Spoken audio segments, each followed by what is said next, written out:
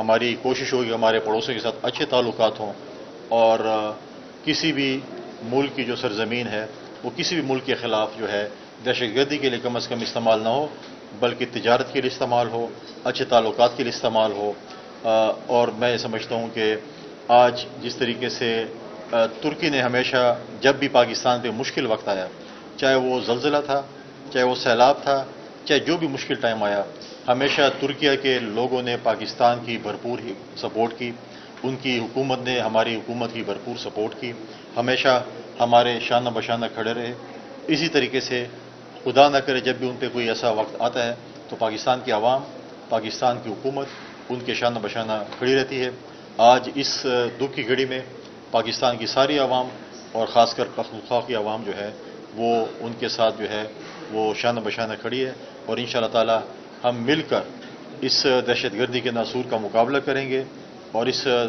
جو ہے جو نہیں چاہتے پاکستان یا ترکیہ اس قسم کے جوائنٹ وینچر ترقی کرے، انشاءاللہ تعالی ان کے خواب کبھی پورے نہیں ہوں گے۔ شکریہ، بڑی مہربانی۔ بتائیے گا کہ ایران میں 10 FC کے جوان ہیں وہ شہید ہو چکے ہیں، ڈیفینیٹلی آپ اس کی مذمت بھی کرتے ہیں،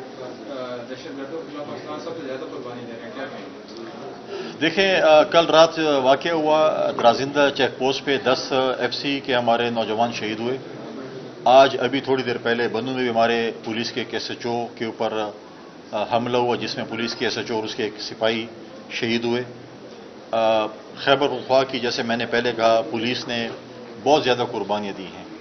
اور یہ میں آج نہیں کہہ رہا، میں کئی عرصے سے یہ کہہ رہا تھا کہ یہ جو جنوبی اضلاع ہیں اس میں دہشت گردی جو ہے وہ دوبارہ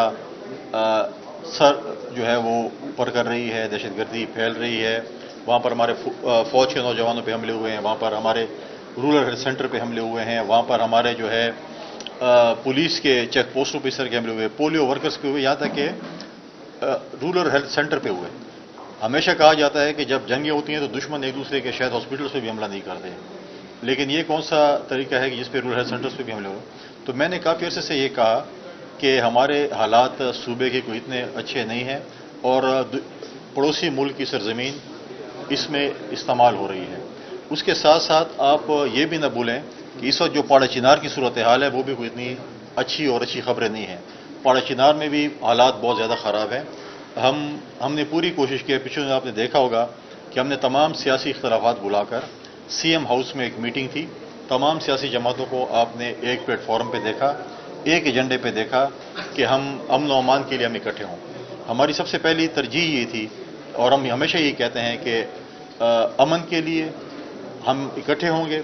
ہمیں ریکانسلیشن کی بات کرتے ہیں، ہم ڈائلاگس کی بات کرتے ہیں، لیکن ہم نے جو ہمیشہ اس دن بھی ہم جب CM صاحب کے پاس گئے،